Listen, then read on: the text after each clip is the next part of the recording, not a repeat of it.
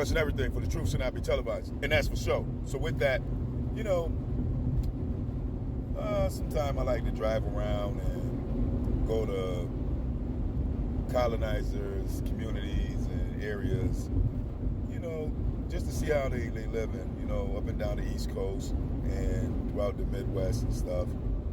And every now and then the West, just to see, you know, to get an idea, I mean, of how plush they live on land that they stolen, you know, that they say that was the past and it was their forefathers, but they never talk about how the inheritance of generational wealth have fell into their laps of stolen goods and stolen property, stolen land.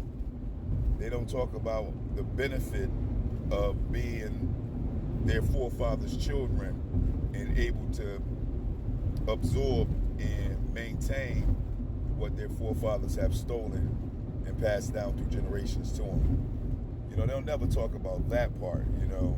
So I like to go just drive around and just look at some of their communities sometime and just get the thought of, you know, especially like when Martin Luther King said, you know, back then when they was giving out, you know, all that land through the Midwest and West for free to European, in his word, peasants coming from Europe, to give them an economic floor and an economic backing. You know, same thing happening right now with the immigrants in so many words and so many terms and so many ways. You know, but just imagine, they sit here and talk about welfare. Oh man, black people on welfare. It's my tax dollars. But these are the people who stole a whole everything, the whole land, the resources and the people, and changed their identity after committing the Holocaust, a genocide and massacre on them. These are the same people that was given land for free, given abundance in the resources, and given a whole country by their forefathers, given to them. A whole stolen Bentley was given to them for free. A whole stolen Bentley, stolen from somebody else and passed down through generations, so that way one day you can hear the inheritors of that stolen Bentley say, it wasn't me, oh, that was the past, that was my forefathers, I had nothing to do with it, and then drive away in that same stolen Bentley that was stolen 400 years ago. Go figure, right? But this is the games that we play in the greatest criminal empire that the world has ever seen, called United States.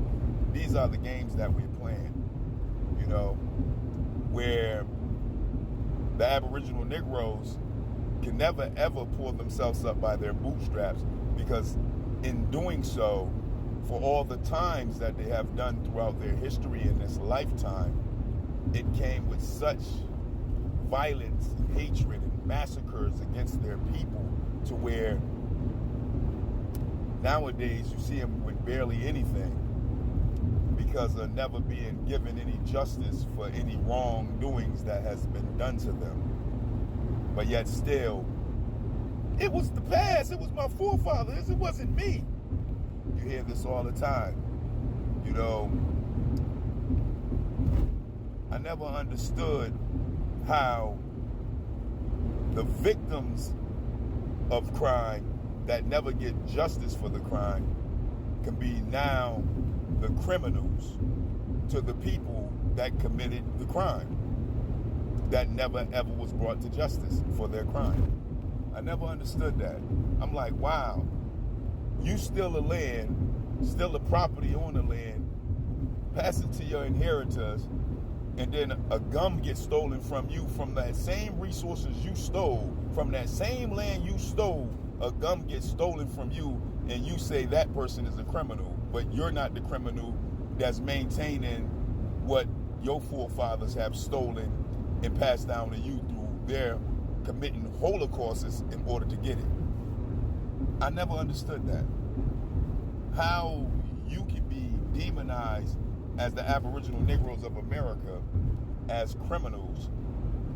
But the people that really did the crime and kept everything and never been brought to justice and passed all the criminal activity in property and goods down to their inheritors, their children, their generations, never be brought to justice, never ever be charged with anything, never ever had to give back any of the proceeds that they stolen and robbed and Holocaust for, turn around and go, it's you the criminal. Look at him, he's the criminal, he's doing the shooting, look, he's doing this, he's doing that, it's a criminal. Excuse me, allegedly. But this is the reality of what we're looking at today as a people in 2024 when it comes to dealing with the resources that we get bare minimum from a federal government and United States government that pretty much goes back to a colonization of criminality that took a country from a people by way of Holocaust in the form of some of the worst atrocities that you can possibly imagine, and yet still stands as if it don't supposed to be brought to justice for its crimes. The crimes are swept up under the rug to where the rug today look like it's a Tower of Babel. That's how high the dust under the rug from it being swept up under the rug to the rug stands today. It's standing up like the Tower of Babel. You can't get no more dirt up under that rug, but yet still they keep sweeping more and more dirt up under that rug, trying to cover up the injustice that they have done to the Aboriginal Negroes of America. So I'll drive around and I'll look around and I'll just be in awe at all the prime property and land and lakefront property and all the freedom and life that they have to live, while we toiling down in ghetto slums and hoods that we was forced to be in with a history to prove it and can't get no justice for it. None. Not nobody representing us in no form to be able to overturn the wrongs that has happened to the Aboriginal Negroes of America. People was walking around blaming ourselves and other nations blaming us for what our oppressors have put us under. I always say that's those people that don't got a backbone and don't know what's going on. Because at the end of the day, you don't blame yourself for your kidnapper kidnapping you. You just don't. No matter what you was doing.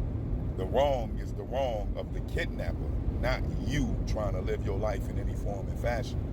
That's just what it is.